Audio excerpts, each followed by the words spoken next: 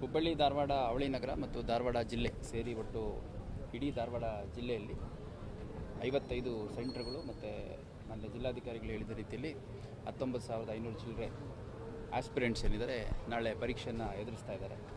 ಇದರ ಕುರಿತಾಗಿ ಏನೆಲ್ಲ ಕ್ರಮಗಳು ಕೈಗೊಳ್ಳಲಾಗಿದೆ ಅಂತ ಈಗಾಗಲೇ ನಿಮಗೆ ಬ್ರೀಫ್ ಮಾಡಲಾಗಿದೆ. ಪೊಲೀಸ್ ಇಲಾಖೆ ವತಿಯಿಂದ ಪ್ರತಿ ಸೆಂಟ್ರಲ್ಲಿ ಇನ್ಸ್ಪೆಕ್ಟರ್ಗೆ ಕಡಿಮೆ ಇಲ್ಲದಂತೆ ಒಬ್ಬ ಸೆಂಟರ್ ಇನ್ಚಾರ್ಜ್ ಆಫೀಸರನ್ನು ನಾವು ನೇಮಕ ಮಾಡಿದ್ದೇವೆ.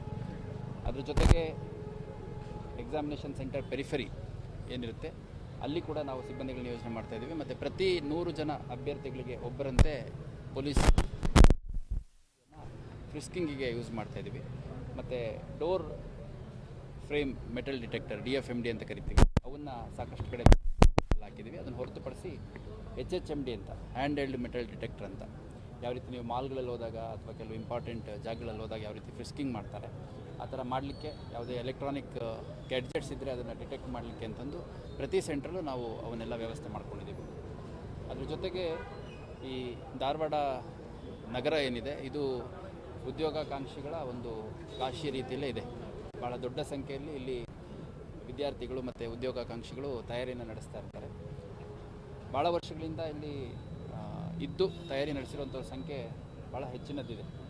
ಕಳೆದ 2 ವರ್ಷದಲ್ಲಿ